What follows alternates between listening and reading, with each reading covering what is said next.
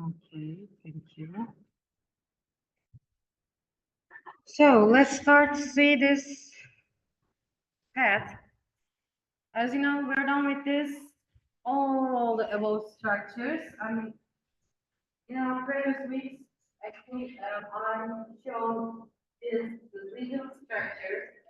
I showed some if and else, and also switch case operations. And if you didn't watch this record, please try to watch this video record immediately to complete your missed parts. Okay. And we will start to see the loop structures.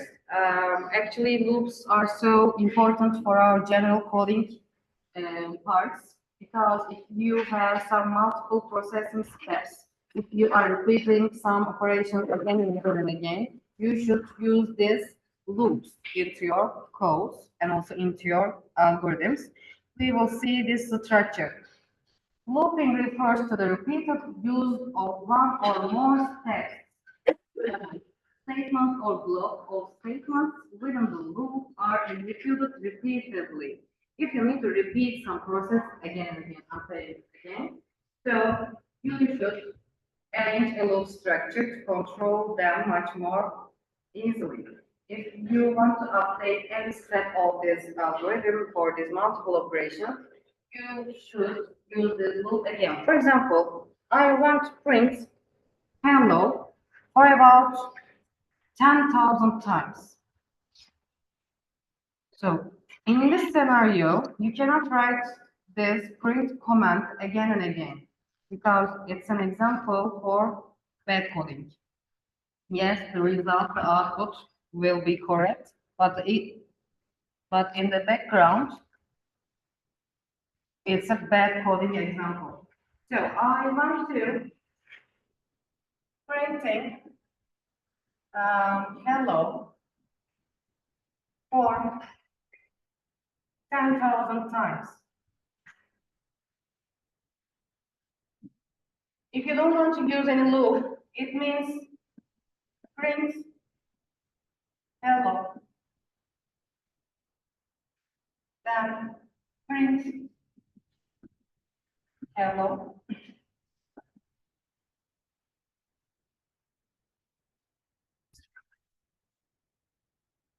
Then we will continue for printing operation again and again as you see.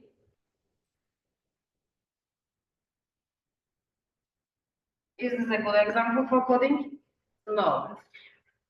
Because you may miss the counter, for example. You may repeat in wrong times in this kind of solution. For example, in somewhere else, instead of printing hello, you may write print maybe hello. Okay, so we have a wrong step in here. How can we correct? So this kind of correction or update operations can be hard without using loop.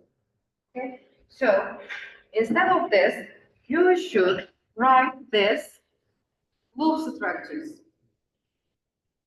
The loop process in general includes setting and initializing a counter. We need a counter in here because we will start with 1. Control this repeating amount. You should write and define this counter variable, and then we will increase our counter for each step until counter will be equal to 10,000 value. So we are calling this counter like variables as control parameter. By using this control parameter, we are controlling this repeating amount. Okay?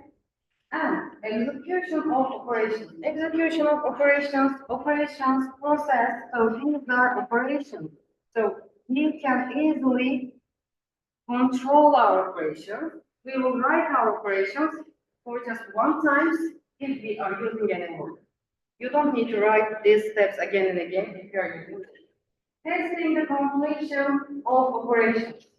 So is there any failure part? Is there any wrong part? So you can check this kind of operations by using loop. Again, it's easily. Implementing the counter. So we are updating our control parameter in each step, as you see. I will show some examples to you, but before this, I want to show this loop example. We have some loop types. Except this one, I'm going to show all of them. The main two categories is while loop and for loop. These are two common loop types in our coding structures. So actually, all of these loop types have the same aim. We want to create a loop for avoiding this repetitive operations, for controlling our structures much more easily. We will implement our loop. First one, do while loop. Do while loop is still similar to our while loop. And if you understand this while loop and for loop, you will easily implement this do while loop on your own.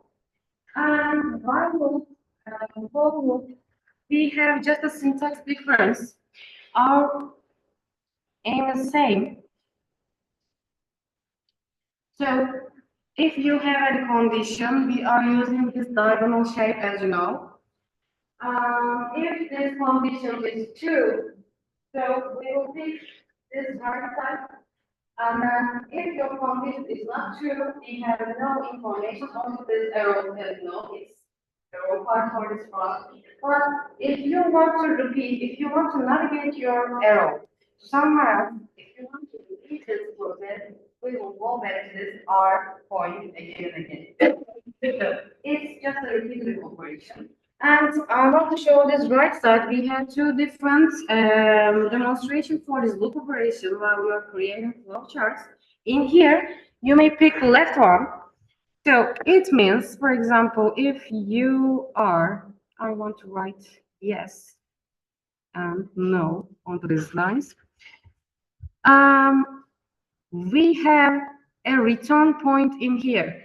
It means that actually, if you're done with these processes, I want to go back to this area. It means that instead of drawing some longer arrows, you may use this kind of repeat points, okay, or return points. And also, I don't want to put any R points into my flowchart. I want to use this second approach. In this scenario, we have some processes in here, and we are checking what if this condition is true or not. So this condition is true. Now we are navigating this area again. So it means we will repeat this area again and again until this condition will be false. Okay, so we have two different demonstration type, as you see. So it's just a flowchart example for loop. Initialization part, for example, if you need to define any counter to control your loop, you should give this start value, initial value, to your control parameter into this initialization process. Then we will check our condition. If this condition is true, we will apply the statements, and then we will update our control parameter. You may increase, you may decrease. It's so dependent with your scenario. Then we will check this condition is true or not again. So if the condition returns false, we will terminate our loop. It's the general demonstration, as you see. Is there any question till here? No? Okay. So I will skip this. For example, can you see clearly, by the way? We want to print all of these numbers from 1 to 10. In this scenario, we need to define a control parameter, right? And here is the initialization step. We are assigning the start, actually initial value for this control parameter. Then we are checking what is this I counter is just a name. I will just say counter. We will check this counter's value. What if this counter is less than or equal to 10 or not? If the answer is true, we will print our counter at the output. Then we will update our counter by increasing just by 1. So we're going back to this upper area because we changed our counter, we increased this counter, then we will check this counter's new value by this condition again. Okay? So it means actually, initially our counter value is 1, and we will check what if this condition is true. Yes, it's true, you may print. Then we print this area. We are increasing this counter's value by 1 again. So we now get to this area. We will check, yes, you may print this value again. You may print this value again by increasing. So until 10, we can print our numbers at the output. Okay. Is this clear? Okay. Hayır. Yok. Başka bir ders. Tekrar kontrol etsen iyi olur. So we have 3 main types for implementing our loops. First one, the popular one, is for loop, and the second one, while loops, and the third one, do while loop. Actually, we have just a syntax difference. For example, if you know for this repeat count for your operation, you may use for loops. But if you have no idea for this repeat count, you should use while loop. So it means actually, for example, try to imagine we have a scenario. I want to read some multiple numbers from users.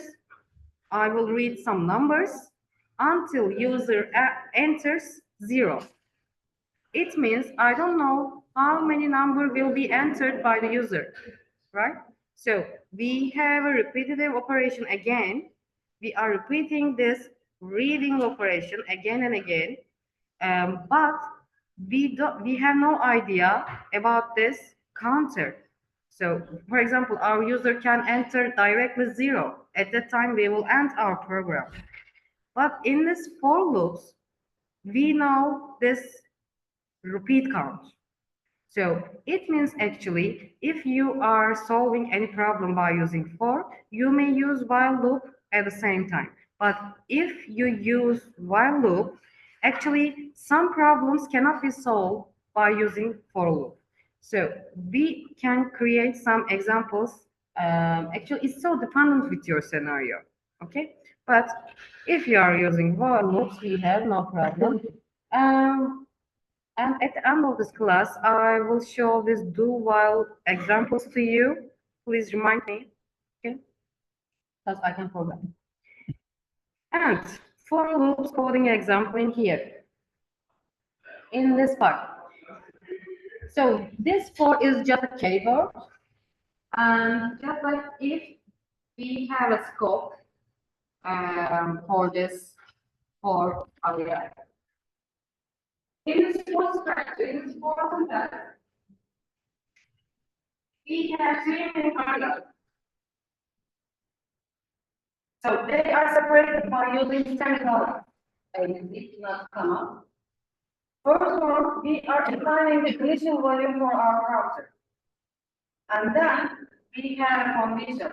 We will continue for running operation in this loop until this actually once this condition is true. If this condition will return false, we will stop for this loop operation. So here is the condition. For this first value, yes, 0 is less than 10. And for each step, I will increase my control parameter. So we are saying all of these details in just one line, as you see. So as you see, this repeat count is obvious at the initial point.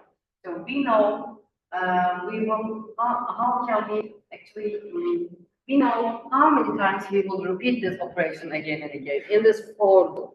But if you have no idea for this repeat count, actually you should use this while loop. Okay? Initial. And initialize the variable counter variable.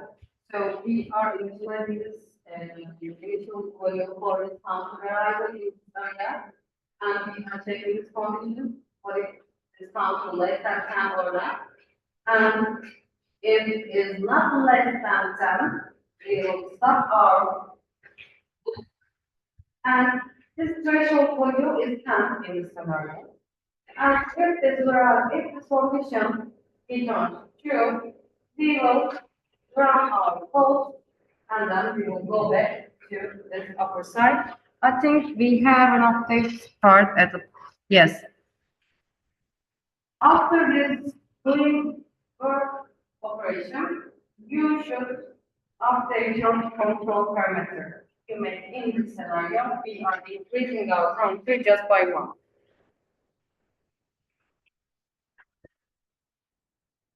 And while loop.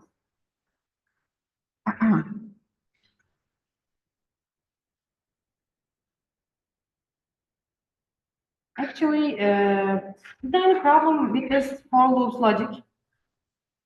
Okay, we're done with this, but I will explain by using the same example to you.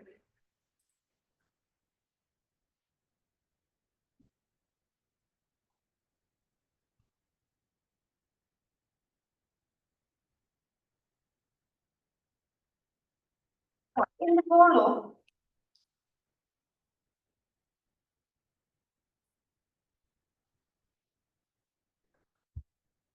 we are defining our counter's initial value by 0, and then count, here is the condition, less than, and then for each step I will increase my counter by 1. Then it means actually for 0, for 1, for 2, blah, blah, blah, blah, it will be maximum 9 in the scenario. So it's counted. For 10 times, I want to print hello.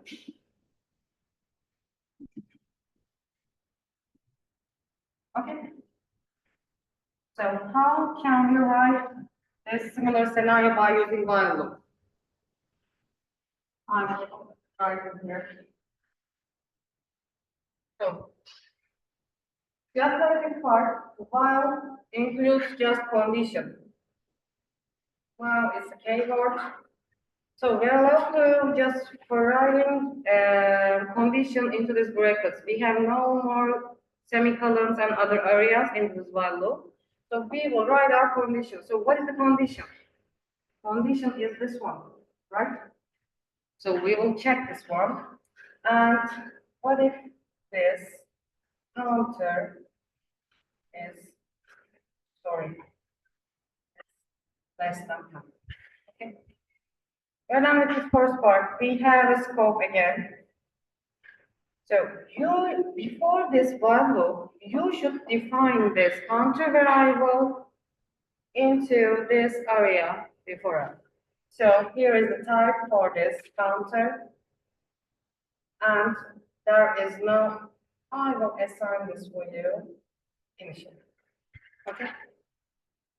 Then in this part, I want to print hello for each step.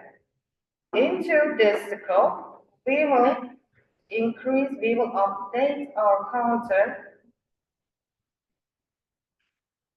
by 1. Okay. Actually, 4 is the merged version of this while loop. Okay. So here is the counter's initial value assignment area. And in this scenario, it should be defined just like this one. Instead of this defining operation, you may write integer counter in this area. Okay. So these are same, and here is the update area. Okay. Nearly same. as you see. Is there any question? So, scenario is the same, problem is the same, but the syntax is different. Okay? So, while for loop is the merged version of this while loop. And what about do while loop? Actually, even if your condition is false, if you need to run your loop just for one time, we are using this do while loop. Do while loop in here. For example, I want to read some multiple numbers from user, and when user enters 0, we will stop. In this part, actually, we are doing this work just for one time. Then we are checking this, what if this condition is true or not. So in this while loop, we are checking directly. We are checking all of these steps. But in this do while, we are not checking in this first step, for this first step. For example, do while. So if you write any do while loop into your code, you will encounter this kind of structure. We will write our process into this structure. For example, do the work. We will write our works. For example, this work is printing error.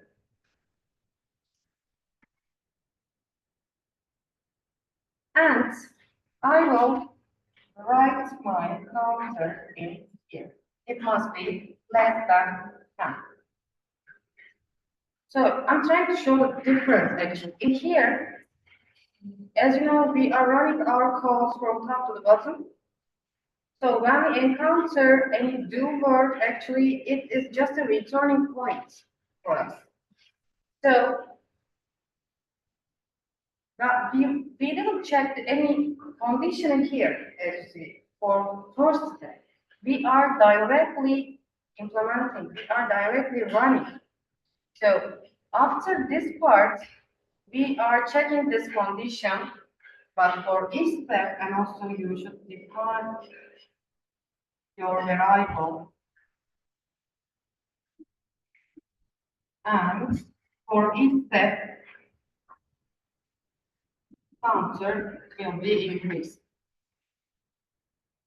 So without looking this condition, without checking this condition, I'm printing this hello, and then I'm increasing this counter, then I'm checking this new increased value into this area. Then we will go back to this do point, then we will run this one again. Until this condition will return false, actually, you will go back to this do area again and again.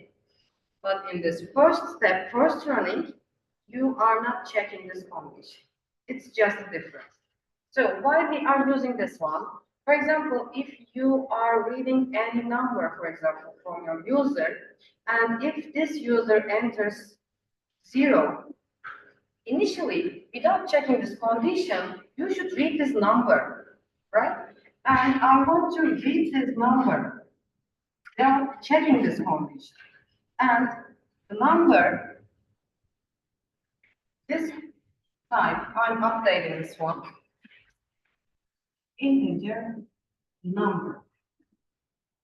Then I will read this number, then print this. Print 2 times number. And if while this number is not equal to 0, I will continue this running operation. Okay? So I read this number, I printed this number's result as 0, then I'm checking what if this entered number is equal to 0 or not. If it is not 0, I will go back. For example, if it is not 0, try to assume our user entered 2, we will print 4. And then this number is not 0. We will go back to this do point again, and then we will read another number. This time user can enter 0. At that time we will print 0. Then we will see this condition returns false. So here is the end of this part. Okay. So actually this loop types usages are so connected with your problem scenario. So these while loop and for loop are so similar. I'm saying this again. If you are not sure about this, we count.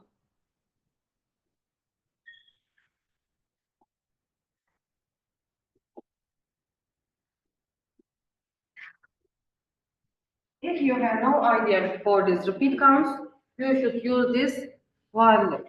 But if you know this repeat count, you may use all of them. Okay. I will skip this.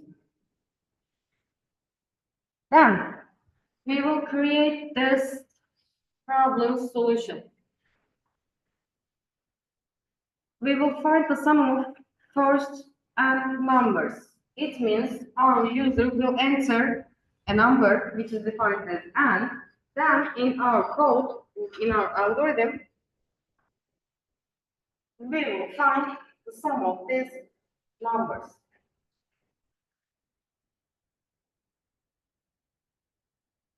It means initially we will read the number as n. And before this, we should inform our user. Please enter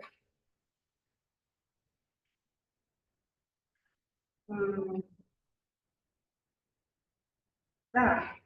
We read this n. And then we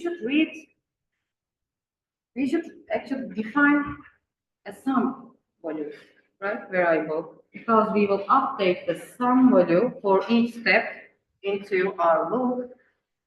So in this part, I'm just writing what I'm thinking. So I know from 1 to n, I will calculate some of them. To do this, you should define some variable and I should give this 0 as an initial value. Okay? For 1, we will update by using sum equals sum, and I will give a name as C and or A. I will add A. For each step, I will increase my A by 1 because I want to access the next number for each step. Okay? And the end of them, I will print sum. So that's the general logic. In this part, as you see, we have our here. We created memory variables. You don't need to write any memory variables. You may write just define S, create S. S is just a sum, and counter is I in here, and is the entered number. So in this part, we are defining our sum, entered numbers variable, and here is the I set A in this part. So it is I in this solution. We read this and then here is we are assigning this sum's initial value. We are assigning this counters i's, or in this scenario a's initial value. For each step we are updating our sum by adding new counter or new value. Then we are increasing our by, we are updating our I. So if your condition is true, actually, we will go back to this step 6 again. So here is the loop. You don't need to write any extra thing into your algorithm. So we are going back to somewhere else by updating some control parameters, as you see. Okay.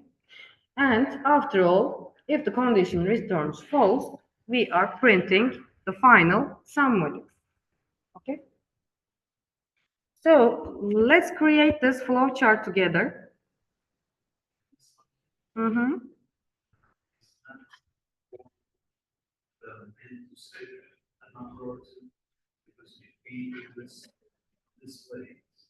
Mm-hmm.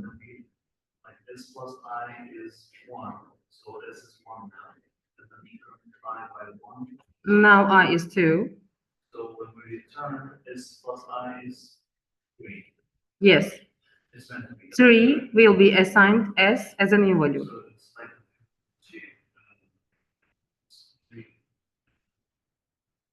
Yes, but not the previous two numbers. We are calculating the sum of all of these numbers. Um,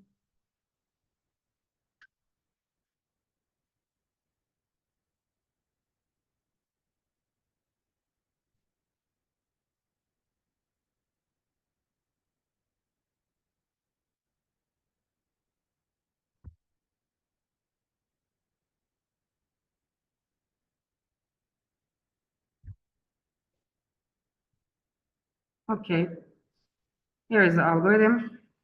I will create this. We have a start and stop point, as you know.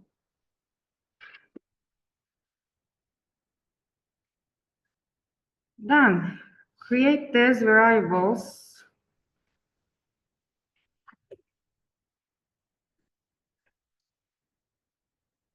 S, M, and I.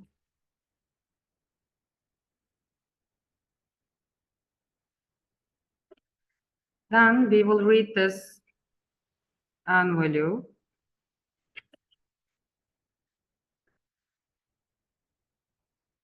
We are not informing our user generally, but you should inform.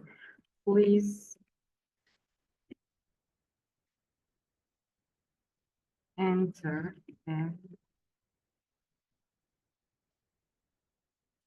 enter a number. Okay, we informed. Then we will read N. And also after this part at the step 4,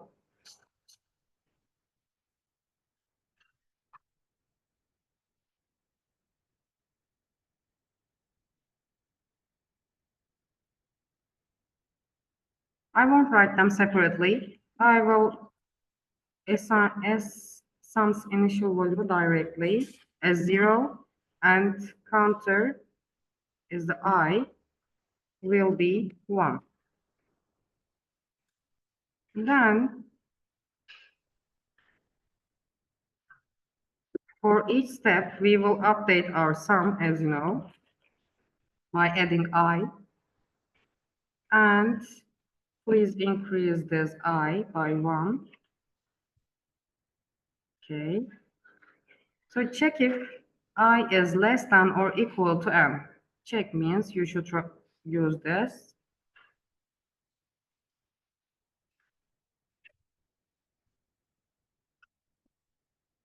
Less than M or equal to.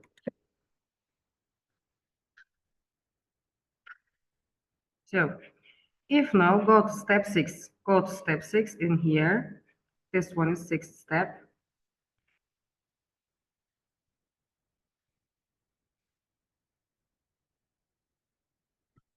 Yes.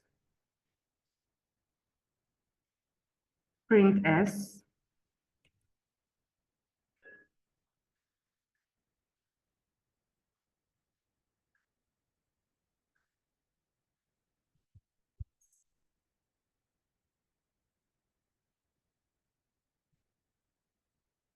So if the answer is no, we will directly print our sums final value. And you should write this no in onto this arrow. And now I'm connecting them.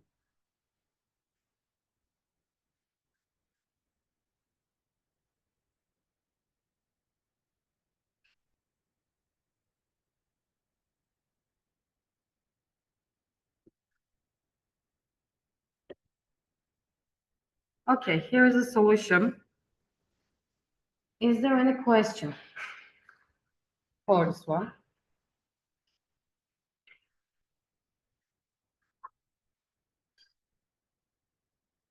No? Okay.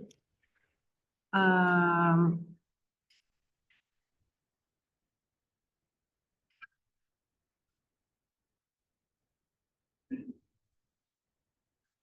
Try to create this algorithm and flowchart now.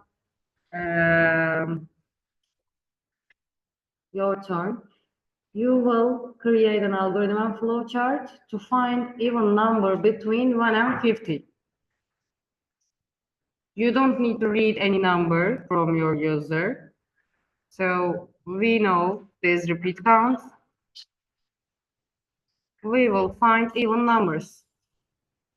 And just print these even numbers at the output.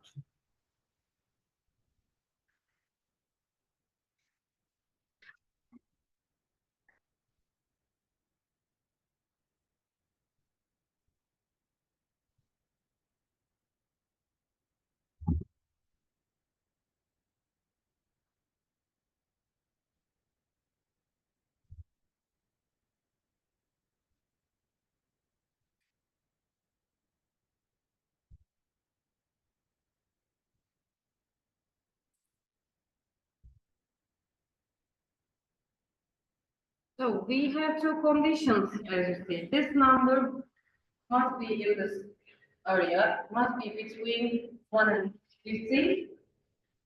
And also, this number must be an even number.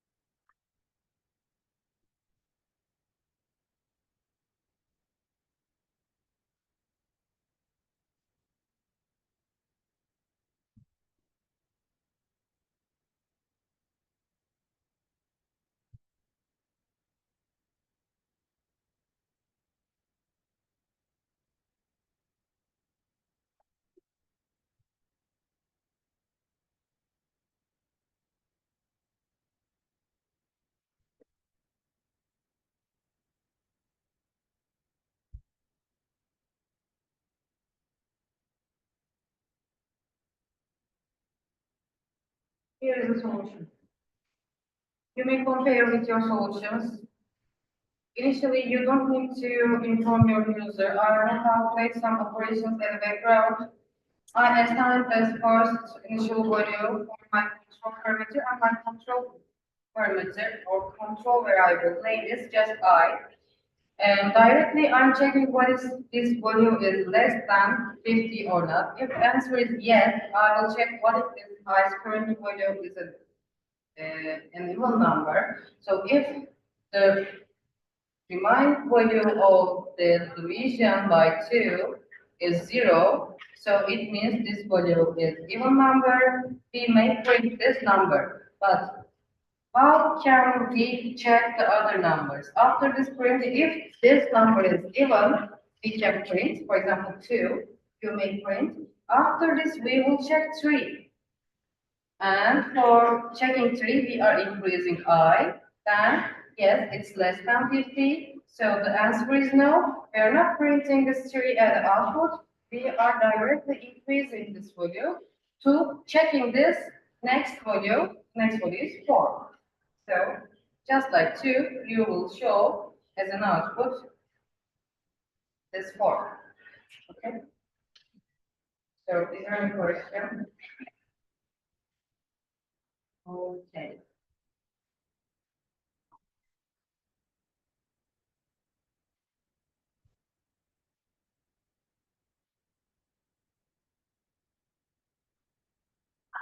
And also, how can we solve this solution in another way? If you are decreasing these repeat counts, it's another advantage for your codes. Actually, if you are checking these given numbers, in my opinion, you don't need to visit all of these numbers. You may start with 2 and you may increase these numbers by 2 again and again. And at that case, you don't need to check this condition into this scenario. So, as I said before, actually, you may construct some different solutions. For example, I want to print even numbers. How can I decrease this processing time?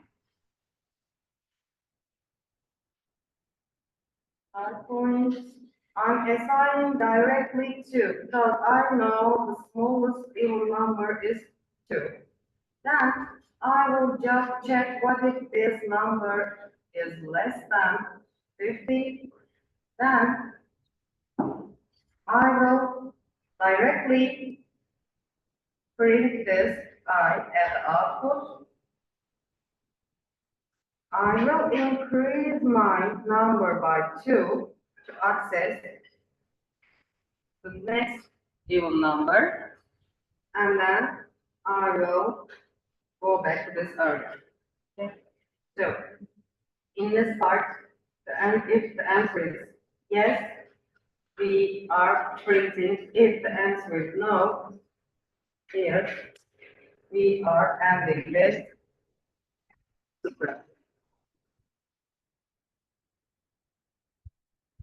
Okay. So by this way, we remove this second checking operation. Okay. Oh, sorry.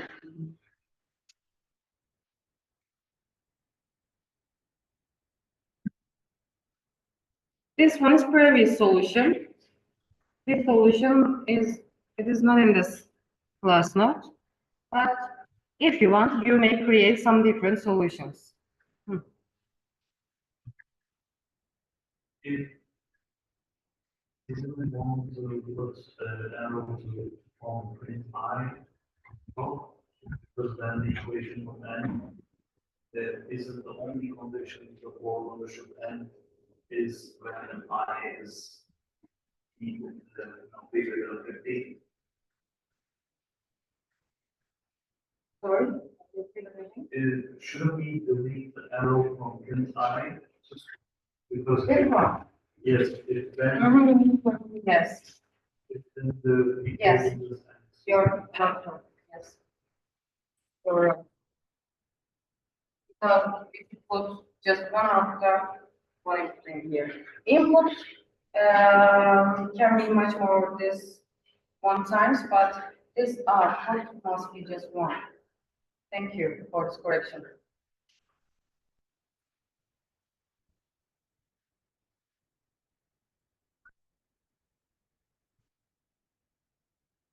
Okay, let's have a break for about 10 minutes and then we will continue.